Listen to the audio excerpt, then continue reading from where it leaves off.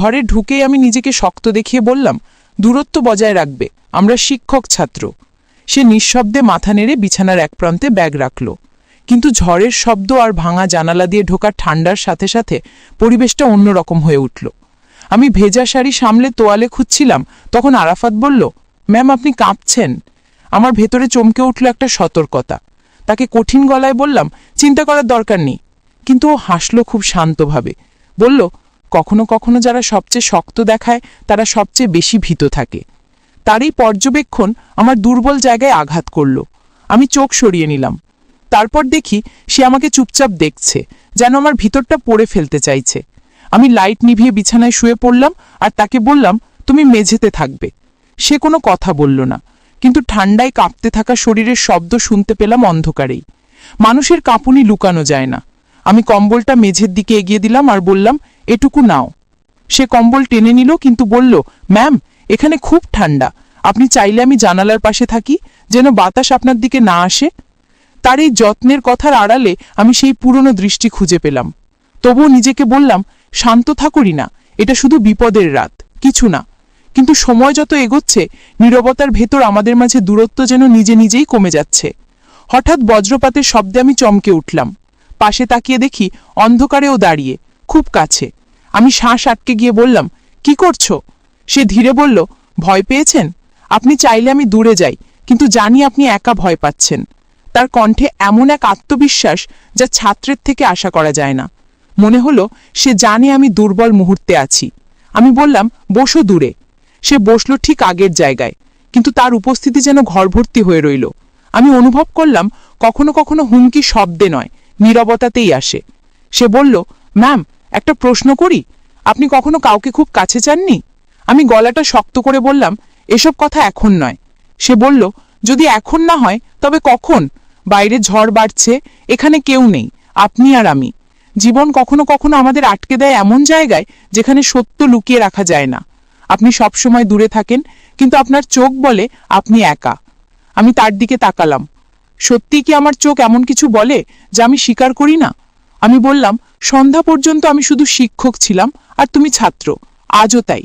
সে বলল, আমি প্রাপ্তবয়স্ক, আপনি প্রাপ্তবয়স্ক, বাকি সবকিছু শুধু নিয়ম, আর নিয়ম মানুষই বানায়। তার কথা তীক্ষ্ণ, বিপজ্জনক, অথচ অদ্ভুতভাবে যৌক্তিক।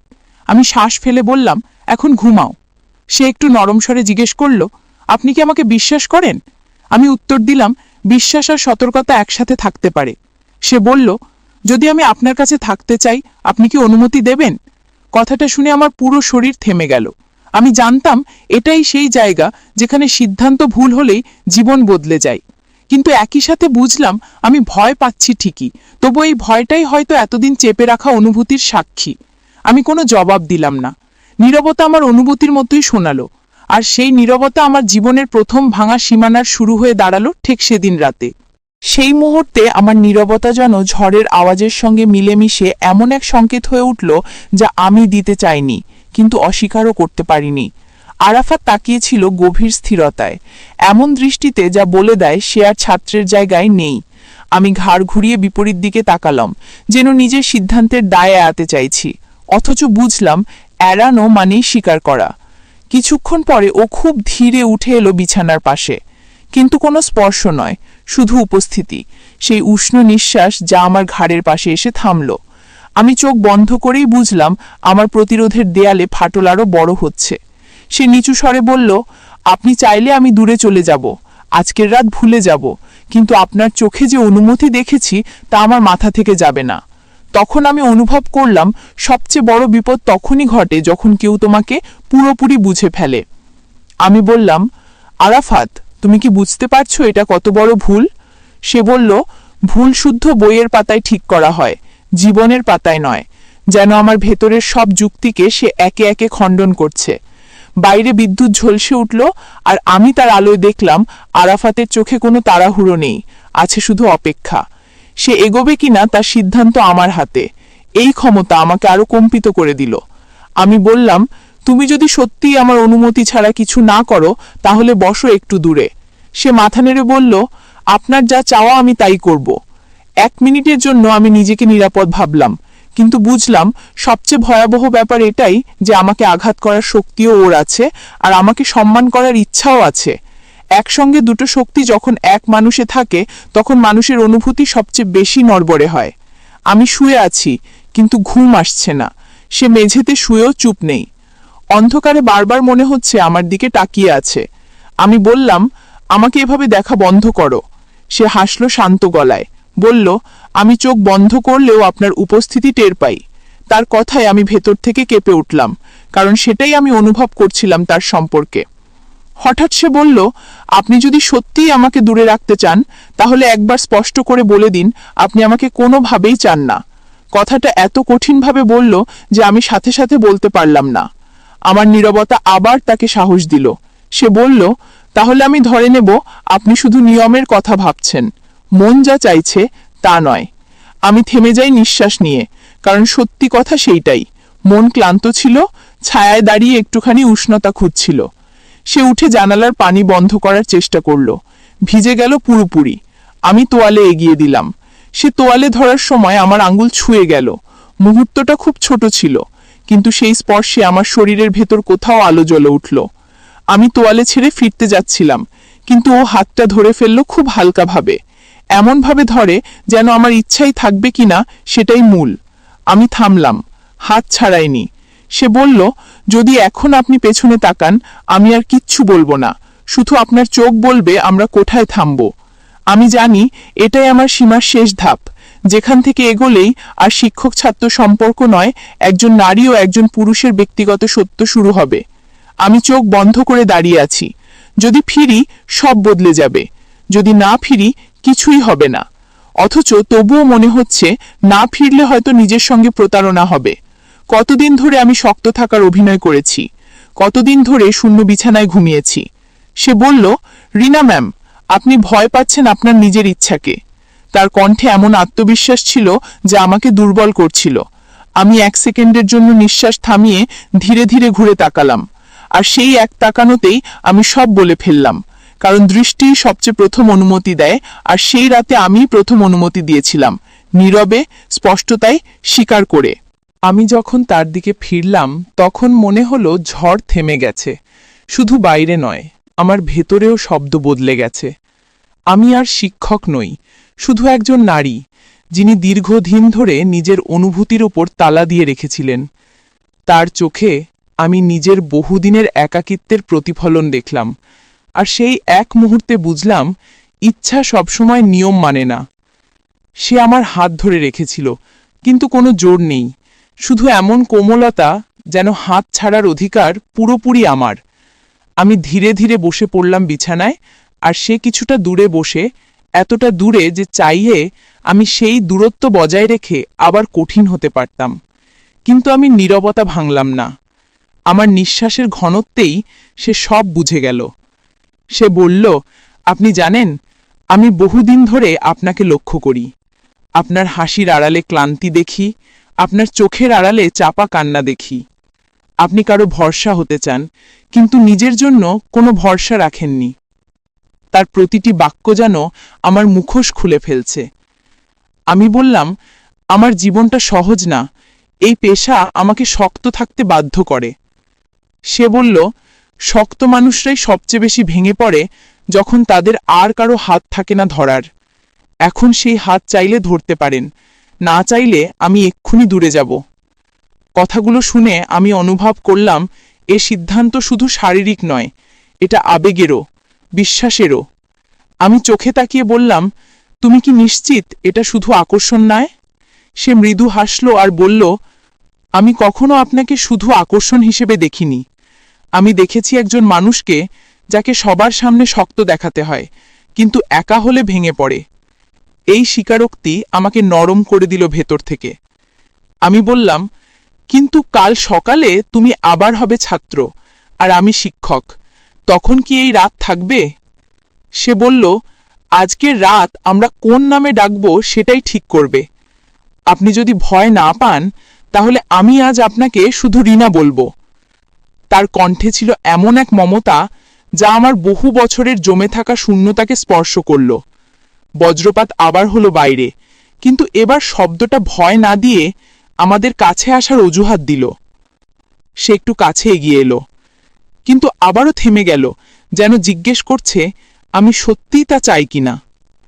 আমার হাত ঠান্ডা ছিল, কিন্তু তার হাতের স্পর্শে উষ্ণ হয়ে উঠল। আমি তার মুখের দিকে তাকালাম আর প্রথমবার অনুভব করলাম আমি আর পালাতে চাই না। কতদিন পর কেউ আমাকে এমনভাবে দেখছে যে আমি কে, আমি কি অনুভব করি, আমি কোথায় ভাঙি, এসব গুরুত্ব রাখে। আমি বললাম, আরাফাত, আজ শুধু আমরা দুইজন আছি, কিন্তু এই রাতের পর জীবনে যা হবে তার দায়ও তোমার থাকবে। সে মাথা নেড়ে বলল, আমি কোনো দায় থেকে পালাবো না, আমি আপনার পাশে থাকতে চাই, আপনি যদি চান। আমি উত্তরে হাসলাম হালকা। সেই হাসি ছিল আমার ভেঙে পড়ার স্বীকারোক্তি। আর সে অসাধারণ সতর্কতায় আমার কাছে এগিয়ে এলো। আমাদের নিঃশ্বাসের দূরত্ব কমে গেল, কিন্তু সে এখনো থেমে, যেন সিদ্ধান্তটা শেষবার আমাকে দিচ্ছে। আমি চোখ বন্ধ করলাম, আর সেই চোখ বন্ধ করা ছিল আমার সম্মতির সিল, এক নিঃশব্দ চুক্তি যেটা শুধু দুজন মানুষই বুঝতে পারে। আমার জীবনে প্রথমবার কারো সামনে আমি নিজেকে দুর্বল হতে দিলাম, আর তাতে লজ্জা নয়, মুক্তি অনুভব করলাম। আমি তার কাছে একটু ঝুঁকলাম। বাইরের পৃথিবী, নিয়ম, পরিচয় সব মিলিয়ে গিয়েছিল।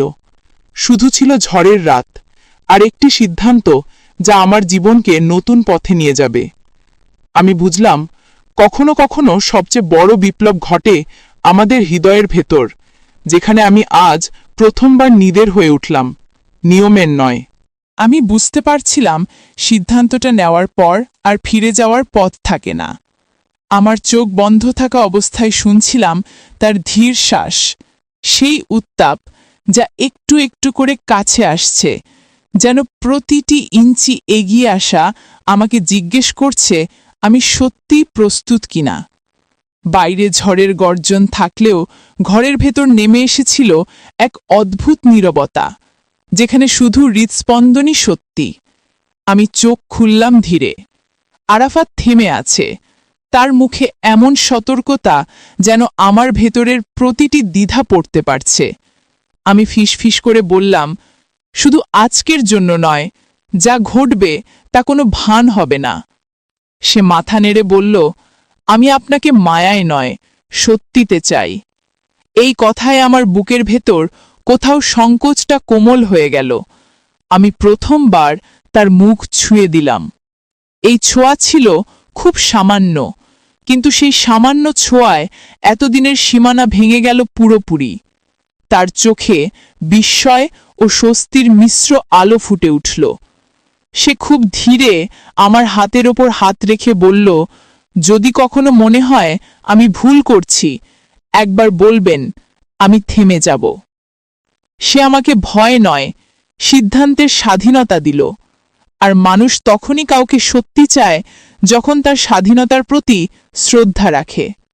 তার আঙুল আমার গালের পাশে থেমে রইল, তেমনভাবেই যেন প্রতিটি সেকেন্ড নিশ্চিত হতে চাইছে আমি এই পথেই এগোতে চাই কিনা।